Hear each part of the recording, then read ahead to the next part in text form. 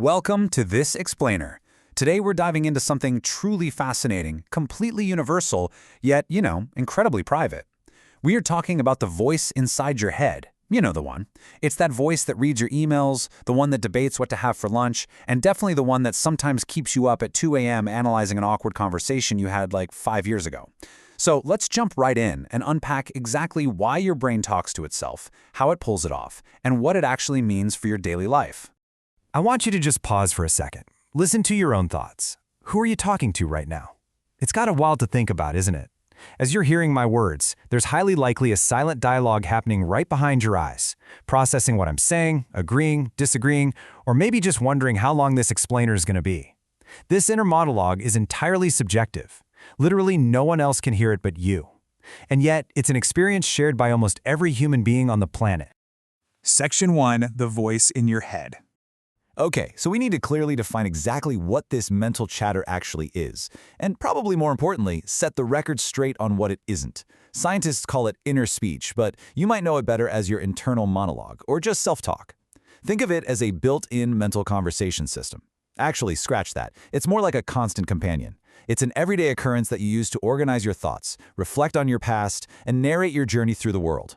For most of us, this software is running in the background from the absolute moment we wake up until the moment we fall asleep. Now, having a voice in your head that you constantly talk to is a totally normal psychological process. It is not a hallucination. I know, sometimes it really feels like there's a tiny roommate living inside your skull giving you all sorts of unsolicited advice, but don't worry, you aren't going crazy. Your brain is simply simulating a conversation using the exact same language processing systems that you use to speak to other people. It just, leaves out the actual sound. Section 2. Inside the brain's hardware. So how exactly does the brain pull off this silent ventriloquist act? Let's take a quick tour of your brain's factory floor because there are 3 key players here. First up, Broca's area. This is the part of your brain responsible for speech production. And what's absolutely incredible is that it lights up on brain scans even when you are just thinking silently. Your brain is literally preparing to speak, it just hits the brakes right before engaging your vocal cords. Second, we have Wernicke's area, which handles understanding language and meaning, which allows you to comprehend the silent words you're generating. And finally, the prefrontal cortex.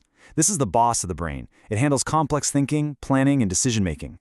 Together, these 3 regions team up to create the seamless software of your inner speech. But there's another really crucial piece to this puzzle, the default mode network, or DMN, because your brain is never truly off. The DMN is a network of brain regions that kicks into absolute high gear when you are completely at rest.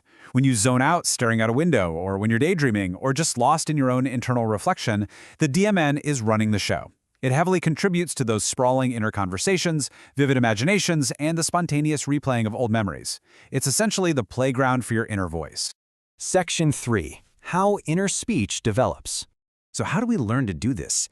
Were we born with a tiny voice narrating our diaper changes? Not exactly. Let's look at Lev Vygotsky's famous psychological theory. Think about a toddler playing with blocks. They constantly narrate what they're doing out loud, right? Put the red block here. No, wait, the blue one. This is step 1, called private speech.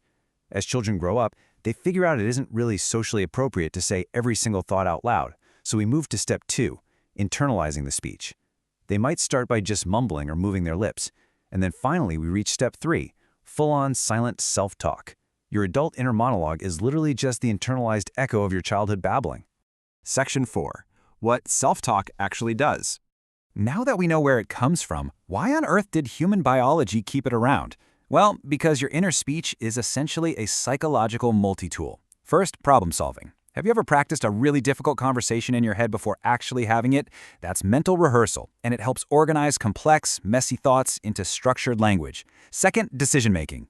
Your inner voice helps you weigh the pros and cons of your options, kind of acting like an internal sounding board. And third, memory and learning. When you silently repeat a phone number or a random fact to keep it in your short-term memory, you're leveraging your inner speech to drastically improve your cognitive recall.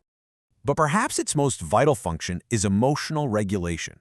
When you silently tell yourself, it'll be okay, I can handle this, it actually works. When you're stressed, overwhelmed, or anxious, repeating a simple, calming phrase internally engages that prefrontal cortex we talked about earlier. This allows logical language to override the primitive, panicked, emotional centers of your brain. Your inner voice is literally capable of talking you down off a metaphorical ledge. Section 5. The good and the bad. However, having a roommate in your head isn't always entirely positive, right? It can take two very diverging paths. On the one side, we have positive self-talk. This is your inner cheerleader.